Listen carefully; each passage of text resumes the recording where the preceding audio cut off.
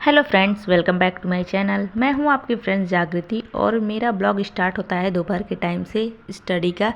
अभी इस टाइम तक मैं अपने बच्चों को सुला दी हूं। सुबह से फ़िलहाल आज उनकी छुट्टी है तो सुबह की पढ़ाई नहीं हो पाती है मेरी 9 बजे से 12 बजे तक, क्योंकि बच्चों के बहुत सारे काम हो जाते हैं और बच्चे रहते हैं घर पे तो पढ़ाई हो ही नहीं पाएगी। तभी मैं बच्चों को खिला पिला के नहला के और सुला दी हूँ ताकि बच्चे आराम से रहेंगे, शांति रहेगा तो मैं पढ़ पाऊँगी। तो फ़िलहाल अभी मैं ये पढ़ने वाली संविधान राज्य व्यवस्था एनसीईआरटी का मेरे पास बुक है। तो ये पहले से ये मैंने महेश बनवाल की है, पहले से ही बुक मेरे पास थी, बट मैं इसको एक बार पढ़ी हूँ और दोबारा नहीं पढ़ी, उतना डीपली मैं पढ़ी नहीं हूँ। तो इसमें मैं कुछ इंपॉर्टेंट टॉपिक्स जो हैं वो मैं यूट्यूब से टॉपर्स वगैरह देख के अच्छे से सेलेक्ट कर ली हूँ। मैं फ़िलहाल अभी मेरा घटना चक्र आया नहीं है तो मैं यही पढ़ने वाली हूँ अच्छे से पूरा। तो जो टॉपिक्स है कम से कम ये हैं, देखिए, मूल कर्तव्य, संघीय कार्यपालिका, राष्ट्रपति, उपराष्ट्रपति, ये सब पढ़ना है। मतलब बहुत सारे टॉपिक थे इसमें, कम से कम 10-12 टॉपिक हैं, तो ये सब पढ़ने हैं। तो अभी मैं इसी को स्टार्ट करने वाली हूँ क्योंकि मैं एकदम अच्छे से डीपली पढ़ नहीं रही थी इसको और पहले की पढ़ी नहीं हूँ, तो मैं आज से इसको स्टार्ट करूँगी। बाकी हिंदी को मैं ऑनलाइन ही पढ़ रही थी, उसका भी बुक नहीं आया है क्योंकि ऑनलाइन आने में टाइम लगता है, ये मैं पहले ही बताई।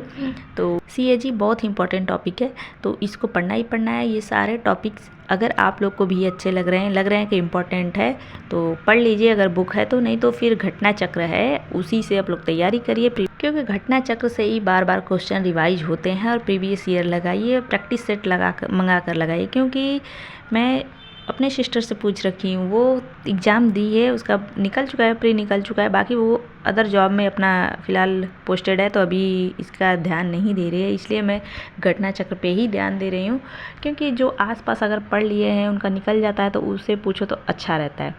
और प्री के लिए घटना चक्र और प्रीवियस ईयर और प्रैक्टिस सेट इतना लगा लें, उतना में क्वालिफाइड होने का चांस रहता है।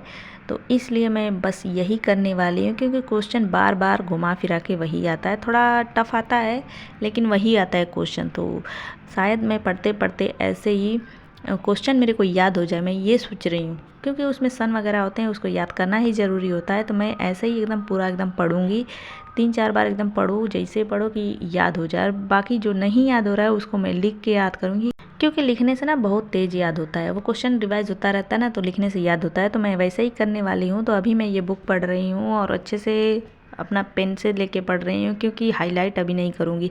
हाईलाइट कर दो फिर बार बार देखो तो बस हाईलाइट वाला पॉइंट ही दिखेगा, बाकी ये शॉर्ट जो भी रहेंगे वो उस पर ध्यान नहीं जाएगा। हाईलाइट वाला पहले ध्यान जाता है, उसी को मैं पढ़ती रह जाऊँगी फिर।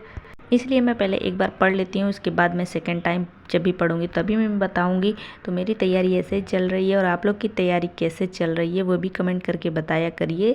तो फ़िलहाल हम लोग को हाउसवाइफ जो भी हैं उनको टाइम मैनेज करना कितना मुश्किल होता है आप मेरे वीडियो से देख सकते हैं, क्योंकि फ़िलहाल अभी मैं फुल डे का एकदम नहीं दिखा रही हूँ, क्योंकि पढ़ने का टाइम नहीं मिलेगा। मोबाइल अगर वीडियो शूट करो तो प्रॉब्लम हो जाता है, टाइम नहीं हो पाता, ज़्यादा टाइम लग जाता है। इसलिए मैं अब वाली स्टडी का ही कर रही हूँ। और मतलब बहुत प्रॉब्लम होती है बच्चों के साथ पढ़ाई करना। जो सिंगल है वो तो अच्छे से पढ़ाई कर पाता है, लेकिन मदर, हाउसवाइफ, हाउस मेकर, ये सब ना बहुत प्रॉब्लम हो जाता है पढ़ाई करने। इसलिए जो सिंगल है वो मन लगा के पढ़ाई कर ले, नहीं तो आगे चल के हम जैसे ही हालत होगी, क्योंकि इसमें बहुत दिक्कत है। टेंशन भी अलग रहता है, घर के काम अलग रहते हैं, बच्चों के काम अलग रहते हैं, और बच्चे पढ़ रहे हैं तो उनकी भी अलग पढ़ाई है, वो भी देखना है, उनका भी कंपटीशन, एक्टिविटी सब स्कूल में होता रहता है, सब देखना पड़ता है साथ साथ, और अपनी भी पढ़ाई अपना करना ही रहता है। इसमें बहुत प्रॉब्लम हो जाती है। इसलिए अच्छे से मन लगा के जो सिंगल है वो पढ़ाई करते रहिए। और मैं ऐसे ही अपना मोटिवेशन के पर्पज़ से वीडियो बना के लाती रह रही हूँ स्टडी का, इससे, क्योंकि जिसका मन हट जाता है पढ़ाई से, बच्चे रहते हैं इतना परेशान करते कि पढ़ाई करने बैठे बच्चे आके इधर से परेशान किया, उधर से परेशान किया, एक दिन पढ़ाई किया 2 दिन नहीं किया, या फिर 2 दिन पढ़ाई किया 1 दिन नहीं किया, ऐसे डिस्टर्ब हो जाते हैं, पढ़ाई नहीं कर पाते हैं, मन एकदम टेंशन में हो जाता है कि अब मैं पढ़ाई छोड़ दूँ, अब नहीं करना है, ऐसे हो जाता है। फिलहाल मेरे साथ भी ऐसा हुआ था, लेकिन अभी मैंने एकदम दिमाग में ऐसे बैठा लिया है कि अब मुझे एकदम जॉब सरकारी लेनी है, कोई भी जॉब हो बस मुझे लेनी है।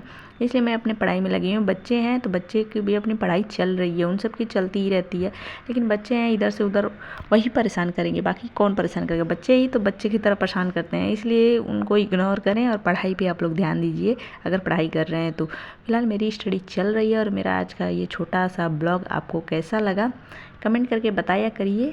और कोई भी क्वेश्चन वगैरह हो तो वो भी आप लोग कमेंट के माध्यम से पूछ लिया करिए। फ़िलहाल मैं उसका रिप्लाई देती हूँ।